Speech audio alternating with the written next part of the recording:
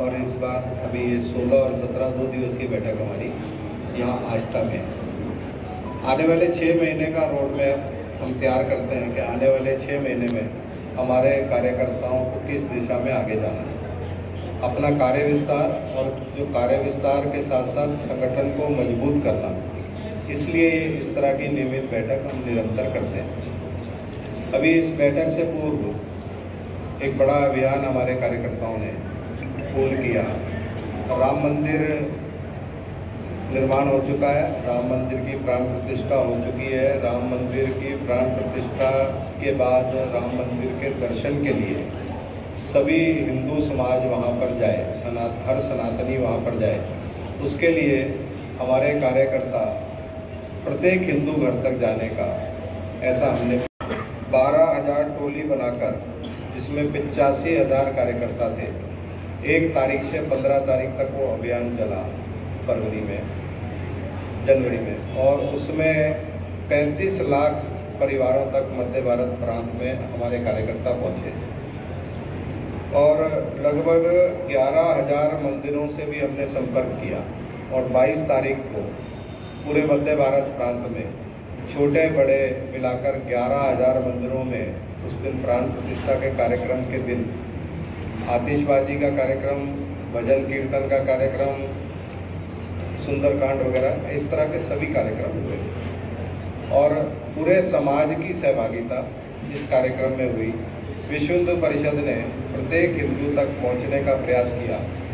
हर हिंदू उस अभियान से दुर्गाष्टमी, शौर्य दिवस, गोपाष्टमी, धर्म रक्षा दिवस, समरसता सप्ताह, ऐसे नियमित कार्यक्रम हमारे जो हैं, ये हमारे एजेंडे में जो रहते हैं, जिनको हम नियमित बनाते हैं, ऐसे सब कार्यक्रम हमारे कार्यकर्ता कर रहे हैं। फिर सेवा कार्य, ऐसा नहीं है कि हम लोग मात्र मंदिर और इसकी बात करते हैं। हमारे कार्यकर्ता, आपने देखा होगा, समाज में किसी प्रकार की आपदा विपदा या कोई भी संकट आता है तो हमारे कार्यकर्ता सबसे पहले आगे रहकर समाज की सेवा के लिए तत्पर रहते हैं। समाज की सेवा में हर स्थिति में खड़े हैं। दिन हो, रात हो, वर्षा हो, आंधी हो, तूफान हो, हमारे कार्यकर्ता उसकी चिंता नहीं करते। इसी के साथ साथ हमारे कार्यकर्ता स्लम्स में जो हमारी सेवा बस्ती है, उसमें अभी संस्कार शालाओं के माध्यम से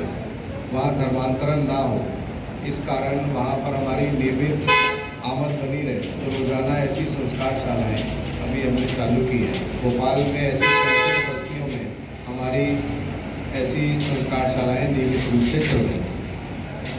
फिर अपने समाज में धर्मांतरण ना हो, उसको रोकने का प्रयास भी हमारे कार्यकर्ता करते हैं। लव जिहाद की घटनाएं ना हो, ऐसा प्रयास है, और अगर कहीं ऐसी घटना हो जाती है तो उसको वापस लाने का परिवार के साथ खड़े रहकर उनका संबल बनकर परिवार टूटे नहीं, ऐसा प्रयास भी हमारे कार्यकर्ता निरंतर करते हैं। तीसरा जो बड़ा काम हमारे कार्यकर्ता नियमित करते हैं, गौवंश तस्करी जो होती है, उसको रोकने का प्रयास भी हमारे कार्यकर्ता करते हैं। कई बार 2-2 दिन तक पीछा करने के बाद उसको ट्रेस करते हैं और उसको पकड़कर जहां उचित स्थान है वहां पर भिजवाने का प्रयास भी करते हैं। उसमें कभी कभी तो कहीं पर सहयोग बड़ा अच्छा हमने माना है और हम सबके लिए पूछिए, अगर ऐसी कहीं घटना घटती और हमारे कार्यकर्ता ऐसे कोई गौ तस्करी के ट्रक को पकड़ते हैं तो समाज भी हमारे सहयोग के लिए आगे आए और ऐसे गौ तस्करों को कड़ी से कड़ी सजा मिले। समाज ही हमारी ताकत है, और अगर समाज हमारे साथ जुड़कर इन सब कामों में, लव जिहाद में, धर्मांतरण में, घर वापसी में, ऐसे सभी चीज़ों में समाज अगर हमारे साथ आगे बढ़कर आएगा तो मुझे लगता है कि हमारी भी ताकत बढ़ेगी और ये आने वाले समय में ये जितनी गतिविधियाँ हैं ये हम रोकने में सफल होंगे।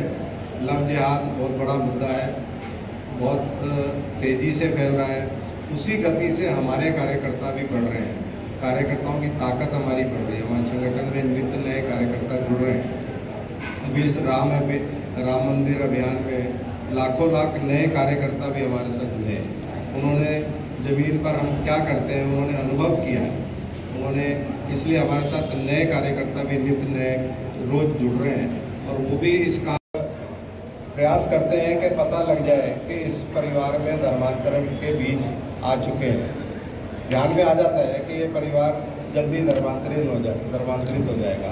प्रयास करते हैं, संपर्क करते हैं और उनको आगाह करते हैं कि आप रास्ता भटक रहे हैं। जहाँ तक चर्च की बात है, किसी भी ऐसे स्थान को हम नहीं रोक सकते बनाने से, और वो हमें करना भी नहीं है।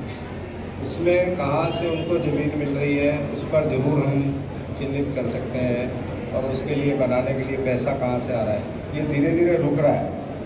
सरकार ने भी ऐसा तंत्र बनाया है, NGO को हम पैसा आसानी से नहीं। हमारे संगठन का दर्शन करना है तो अंदर आकर किया जा सकता है। संगठन में हम जब बैठते हैं, एक पंक्ति में भोजन करते हैं तो सभी एक साथ बैठते हैं। हम बैठक में बैठते हैं तो ऐसा तो है नहीं कि वर्ग है। तो इसलिए हम पूरे विश्वास के साथ कह सकते हैं कि धीरे धीरे ये जागृति पूरे समाज में हमारे कार्यकर्ताओं के द्वारा ही आएगी, और उसके प्रयास भी चल रहे हैं। समरसता एक हमारा आयाम है, उसके माध्यम से हम समरसता गोष्ठियाँ करते हैं।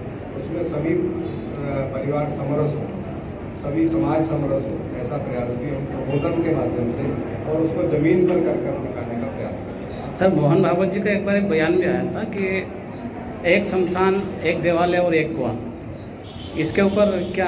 इसके ऊपर हम निरंतर काम कर रहे हैं।